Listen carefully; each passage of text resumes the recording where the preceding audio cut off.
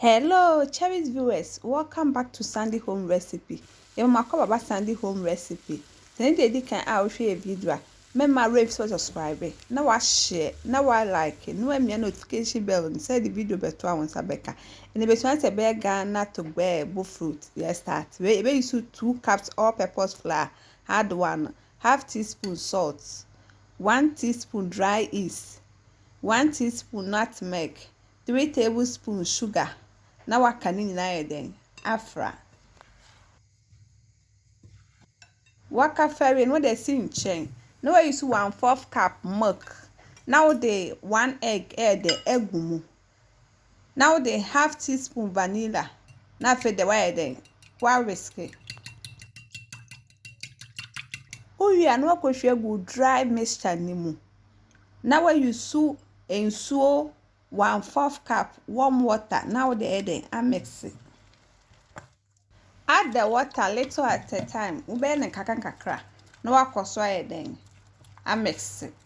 Into mix it, I say ye. Into one mix it, now I then what the rubber then kata so. Now they seal for 2 hours. They don't be double in size. And after 2 hours, now they are away hot oil. Now feed the way then. What it say then? Egg bo.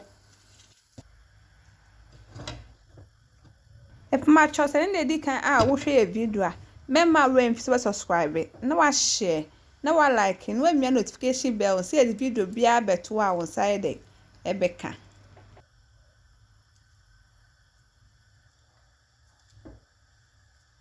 Inti wo a na wa ga to anwanum saa kosta mani hina eden ebesa.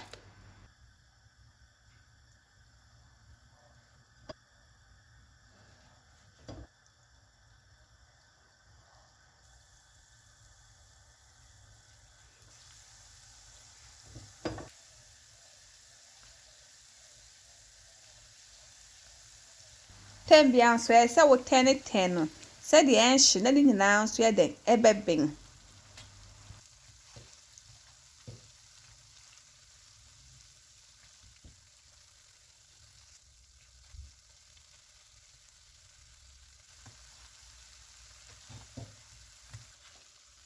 Please, if you are new to our channel, don't forget to subscribe, share, like, and also click the bell icon to get new video you put.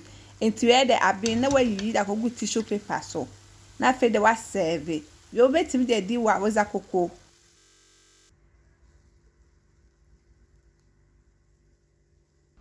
Now this our Ghanaian Toogbei. Please like this video and subscribe to our channel.